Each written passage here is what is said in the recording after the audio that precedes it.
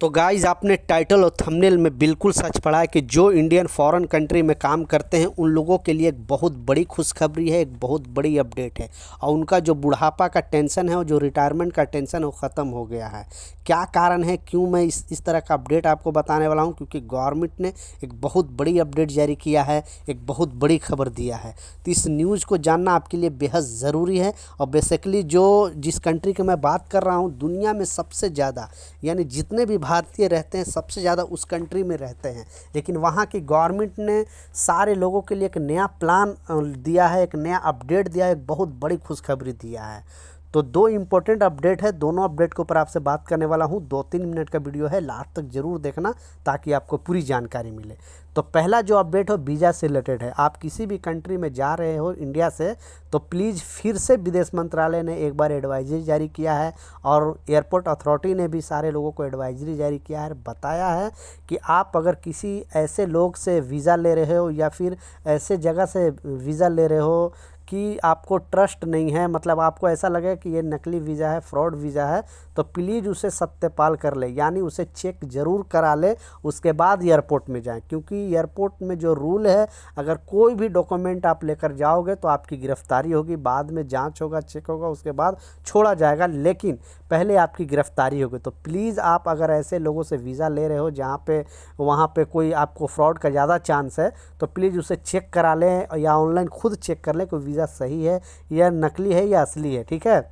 नकली है तो बिल्कुल ये वीज़ा लेकर एयरपोर्ट में नहीं जाना, क्योंकि बहुत सारे लोगों को इस बेसिकली यूरोप कंट्री के नाम पे बहुत सारे लोगों को फ्रॉड वीज़ा दे दिया जा रहा है, या फिर उनके पासपोर्ट पर फ्रॉड वीज़ा चिपका दिया जाता है, फिर वो पासपोर्ट भी बेकार हो जाता है। जब आप लेकर जाते हो इमिग्रेशन के टीम के पास एयरपोर्ट में, फिर मालूम चलता है कि आपका वीज़ा है वो नकली है, फिर आपको वहाँ पे गिरफ्तारी होती है, या फिर आपको पहले एयरपोर्ट जाने से पहले भी मालूम पड़ जाता है कि ये वीज़ा नकली है, मेरे पासपोर्ट पर चिपका दिया है, तो आपको उस वीज़ा के लेकर ट्रैवल नहीं करना है, यानी उस वीज़ा और पासपोर्ट को लेकर ट्रैवल नहीं करना है। आपको पहले नज़दीकी जो पुलिस स्टेशन है वहाँ जाना है, एक रिपोर्ट लिखवाने की इस तरह से हमारे साथ हुआ है। वहाँ पे वो लोग रिपोर्ट बना के देंगे और वो रिपोर्ट की कॉपी लेकर आप जाओगे पासपोर्ट ऑफिस, तो फिर आपको दूसरा पासपोर्ट उसी के आधार पर आपका दूसरा पासपोर्ट बन जाएगा। लेकिन अगर पहले आपको मालूम चल जाता है तो आप इस पासपोर्ट लेकर ट्रैवल नहीं करना, क्योंकि आए दिनों बहुत सारे लोगों के साथ इस तरह का घटना घटा है। तो प्लीज़ इस वीडियो को ज़रूर शेयर कर दे ताकि लोगों तक भी इस तरह की इन्फॉर्मेशन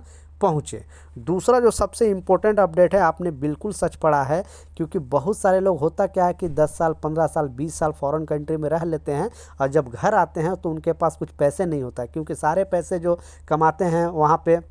घर बनाने में, अपने बच्ची को पढ़ाने में, बच्चे लोग को पढ़ाने लिखाने में सारे पैसे खर्च हो जाते हैं। फिर मालूम पड़ता है उनको कि हमारे पास तो पैसे ही नहीं है, और आप अपना जो जवानी है वो पूरा ख़त्म कर देते हैं बाहर कंट्री में। और यहाँ आने के बाद, क्योंकि अगर आप यहाँ पे कुछ करना है इंडिया में, तो आपके पास कुछ ना कुछ पैसे होने चाहिए। तो इसका सलूशन जो निकाला है, पहले तो आपको ये जो अपडेट बता रहा हूँ कि किस कंट्री में, ठीक है, सबसे पहले ये विदेश मंत्रालय के आंकड़ा के हिसाब से अभी लेटेस्ट में दुनिया में सबसे ज़्यादा जो रहने वाले भारतीय हैं वो किस देश में रहते हैं, तो वो है यूनाइटेड अरब इमारात, यानी यूएई के अंदर, दुबई के अंदर अभी लगभग 4 मिलियन भारतीय वहाँ पे रह रहे हैं। विदेश मंत्रालय के डेटा के हिसाब से 4 मिलियन यानी 40 लाख भारतीय दुबई के अंदर रह रहे हैं, 25 लाख लगभग सऊदी अरबिया के अंदर रह रहे हैं, कुवैत के अंदर लगभग 10 लाख रह रहे हैं, और 7 लाख कतर के अंदर रह रहे हैं, ओमान के अंदर भी 5 से 6 लाख लगभग रह रहे हैं, और बहरीन के अंदर लगभग 3.5 लाख रह रहे हैं। तो ये खाड़ी देश में जितने भी भारतीय हैं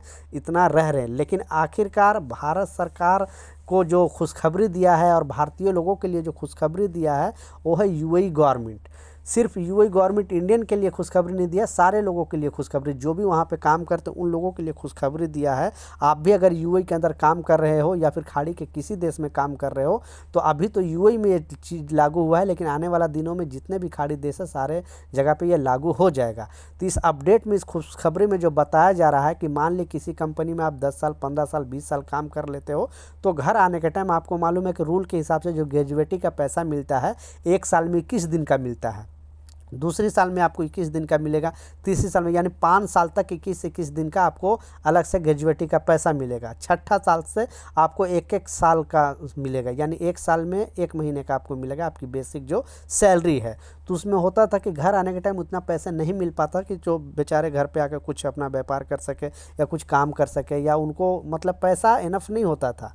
रिटायरमेंट के टाइम। अब गवर्नमेंट यानी यूएई गवर्नमेंट को पहले बिग सलूट है, उनके लिए 2 शब्द नीचे कमेंट सेक्शन में ज़रूर प्लीज़ लिखना अगर आप भी फॉरेन कंट्री में रह रहे हो तो दुबई गवर्नमेंट ने यानी यूएई गवर्नमेंट ने एक नया अपडेट जारी किया है और सारे कंपनी को बताया है कि अगर जो भी ग्रेजुएटी का पैसा है वो कंपनी से डायरेक्ट महीने के बेस पे, यानी जितना भी ग्रेजुएटी का बनता है मंथली बेस पे डायरेक्ट कंपनी से गवर्नमेंट लेगी, और उस पैसे को गवर्नमेंट क्या करेगी कि इन्वेस्ट करेगी अपने तरीके से। अब दुबई गवर्नमेंट इन्वेस्ट करेगी तो समझ सकते हो कितना प्रॉफिट होगा। और फिर जब लास्ट आप जाओगे 10 साल 15 साल 20 साल जितने बाद 4 साल बाद जाओगे रिटायरमेंट होगे, तो वो ग्रेजुएटी का पैसे मिला के और जो भी पैसा आपका इन्वेस्ट हुआ है उसमें जो भी प्रॉफिट हुआ है सारे पैसे मिला के आपको घर जाने के टाइम अच्छा खासा अमाउंट मिलेगा। तो मुझे पर्सनली ये न्यूज़ बहुत अच्छा लगा और मुझे बहुत अच्छा लगा कि बहुत सारे लोगों का प्रॉब्लम सॉल्व हो जाएगा, और बेचारे घर आने के टाइम जो इनफ पैसा नहीं मिलता था तो अच्छा खासा उनको पैसा मिलेगा, क्योंकि इसमें गवर्नमेंट इन्वॉल्व हो गया है।